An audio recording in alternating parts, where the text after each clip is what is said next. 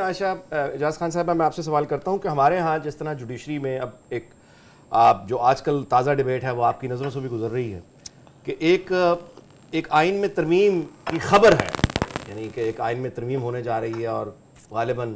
Chief justice کا جو عہدہ ہے اس کی مدت ملازمت کو 3 سال کر دیا جائے گا۔ اگر ایسا ہوگا تو کیا یہ آپ اسے as a jurist, as a وکیل کیسے دیکھتی ہیں؟ اور اصل بات یہ ہے کہ ججز کی اپوائنٹمنٹ میں اور ان کی ترقی میں پارلیمنٹ کا یا ایوان صدر کا یا ایگزیکٹو جو میں کہہ رہا ہوں تو مطلب ہے وزیر اعظم کا کوئی رول ہونا چاہیے یا نہیں ہونا چاہیے؟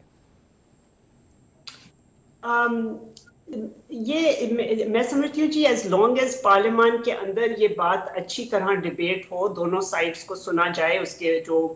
حق میں ہیں اور جو اس کے خلاف ہیں اس ترمیم کے، اگر دونوں سائڈز کو اچھی طرح سنا جائے، اچھی طرح اس پہ ڈیبیٹ ہو سکے تو پھر جو بھی پارلیمان ڈیسائیڈ کرے وہ صحیح ہے، بیکاز جمہوریت میں تو یہی ہوتا ہے کہ پارلیمان میں یہ فیصلے ہونے چاہیے۔ میری اپنی رائے یہ ہے کہ اگر جیسے آپ اگر دیکھیں، میں نے لا امریکہ میں پڑھا تھا تو وہاں پہ تو جو جوڈیشل اپوائنٹمنٹس ہیں سپریم کورٹ کی اسپیشلی، وہ جو بھی پارٹی پاور میں ہوتی ہے اس صدر کو اختیار ہوتا ہے کہ اگر کوئی وہاں پہ تو فار لائف ہوتی ہیں سپریم کورٹ کے نامینیشنز، وہ تبھی اسی صورت میں آپ ریپلیس کرتے ہیں ایک جج کو اگر کسی جج بات ہو جائے تو، اور پھر جو بھی اس وقت صدر ہوتا ہے اس کا اختیار ہوتا ہے کہ وہ اپنی مرضی کا، ظاہر ہے اس کو کنفرمیشن ہیئرنگز کے تھرو جانا ہوتا ہے، ایک پروسیس ہوتا ہے، لیکن مور اور لیس جو جج وہ چاہتے ہیں، تو ابھی